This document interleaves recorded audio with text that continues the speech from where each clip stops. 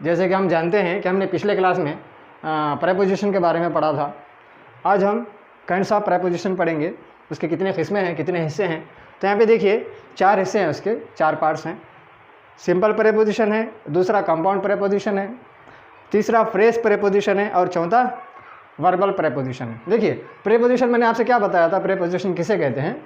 मैंने आपको मिसालें भी दी थी, जैसे बिल्ली मेज़ है, बिल्ली मेज़ है। कुछ समझ में आया आपको? सेंटेंस, जुमला मुकम्मल समझ में आया? नहीं आया? क्यों? क्योंकि इसके अंदर किसी न किसी चीज़ की कमी है, कंप्लीट सेंटेंस नहीं है, कुछ ना कुछ इसके अंदर मतलब कुछ कमी है इसके अंदर। क्या है? अब देखिए मैं इसको दुरुस्त करता हूँ। बिल्ली मेज़ है, मैंने जुमला कहा था, बिल्ली मेज़ के नीचे। जो ये के नीचे जो वर्ड है इसी को हम प्रेपोजिशन कहेंगे। या फिर किताब मेज़ है। अब किताब मेज़ है, किताब तो मेज़ हो नहीं सकती, तो फिर इसके अंदर क्या कमी थी?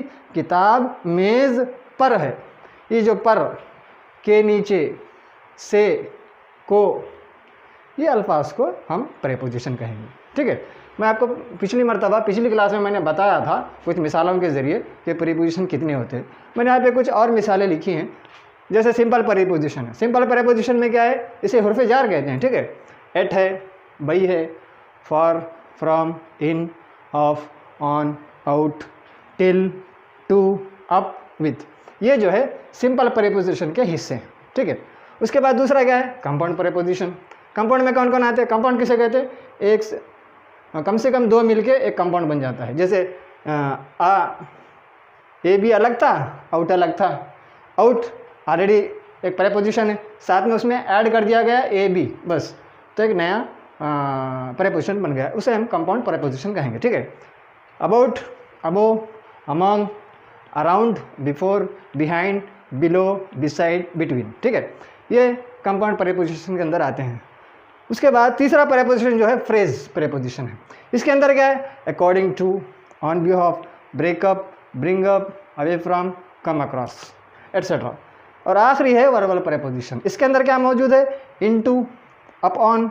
इसके अंदर भी कम से कम 2 प्रेपोजिशन मिले हुए हैं, instead of, out of, etcetera, और बहुत सारे हैं। अब मैं यहाँ पे आपको 2 मिसालें देता हूँ। 2 मिसालों के जरिए मैं आपको समझाऊंगा कि इसके अंदर प्रेपोजिशन कौन है। He is at the college, he is at the college. क्या आप मुझे बता सकते हैं, जैसे कि आपने अभी पिछली क्लास में भी देखा कि प्रेपोजिशन किसे कहते हैं, इस क्लास में भी आप समझने की कोशिश कीजिए और मुझे इस जुमले में बताइए कि पहले जुमले में प्रेपोजिशन कौन है। बताओ बेटा, पहले जुमले में प्रेपोजिशन कौन है? बैठिए बैठिए बैठिए, वहीं से जवाब दीजिए। एट प्रेपोजिशन है, बिल्कुल दुरुस्त, यही प्रेपोजिशन है। सुना? ठीक है, चलिए दूसरा जुमला देखिए। दूसरे जुमले में प्रेपोजिशन कौन है? इस जुमले में प्रीति प्राउडेड फॉर हर ड्यूटी। बताइए इसके अंदर। फॉर, बिल्कुल सही जवाब, ये प्रेपोजिशन है। तो इस तरह से हमको प्रेपोजिशन पहचानना है। मैंने आपसे बताया था कि हमको जस्ट आइडेंटिफाई सीखना है, पहचान सीखना है कि हम कैसे पहचानेंगे, हम कैसे उसको समझेंगे। ठीक है, तो यहाँ पे कंपाउंड प्रेपोजिशन में मैंने 2 मिसालें लिखी हैं। Sumit went across the sea, Sumit went across the sea. बताइए इस जुमले में प्रेपोजिशन कौन है?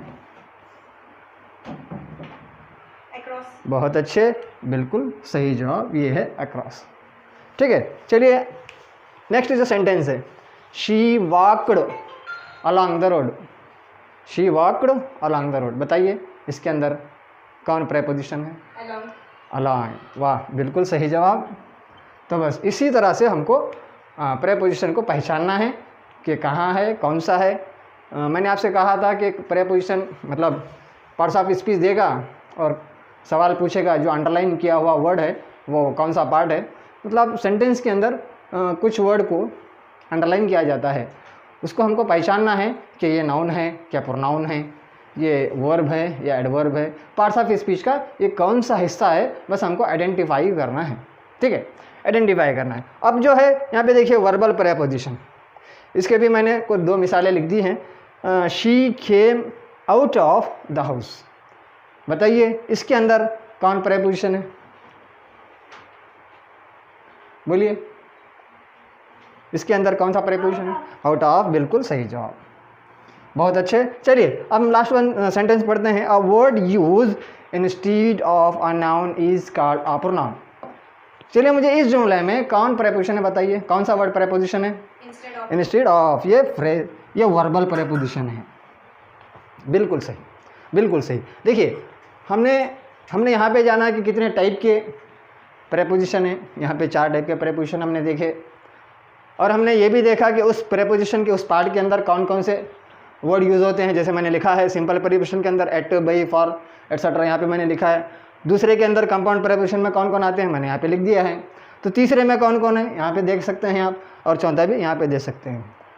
अब होगा क्या, अब हम होगा अगली क्लास में हम ये सोचेंगे कि एट लगाएंगे किसको, बाई लगाएंगे किसको, फॉर लगाएंगे किसको। क्योंकि क्या होता है, फॉर का मतलब होता के लिए, ठीक है, फ्रॉम का मतलब होता से, बाई का मतलब भी होता से।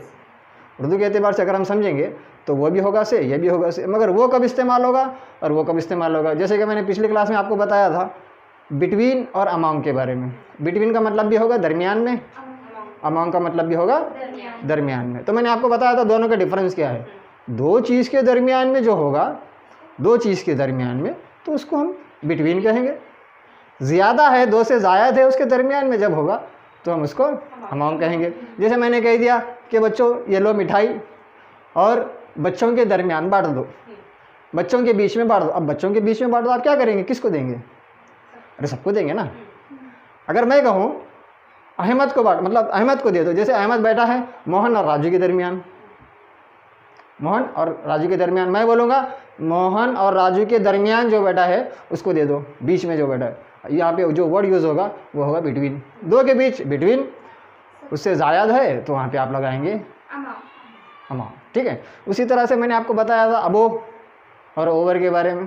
तो इसी तरह मैं आपको यहाँ पे अगली क्लास में आपको ये समझाने की कोशिश करूँगा कि ये एक एक वर्ड किसके लिए यूज़ होगा, कब यूज़ होगा और कहाँ पे यूज़ होगा, ठीक है। उसके बाद मैं इसके बारे में बताऊँगा, फिर इसके बारे में बताएंगे। हम हर वर्ड के बारे में सीखेंगे, तकरीबन कोशिश करेंगे सीखने की, ताकि बड़ी आसानी से हम जवाब हल कर सकें, उसको पहचान सकें, ठीक है। आज के लिए इतना काफ़ी है। उम्मीद है आपको आज की क्लास पसंद आई होगी। Thank you.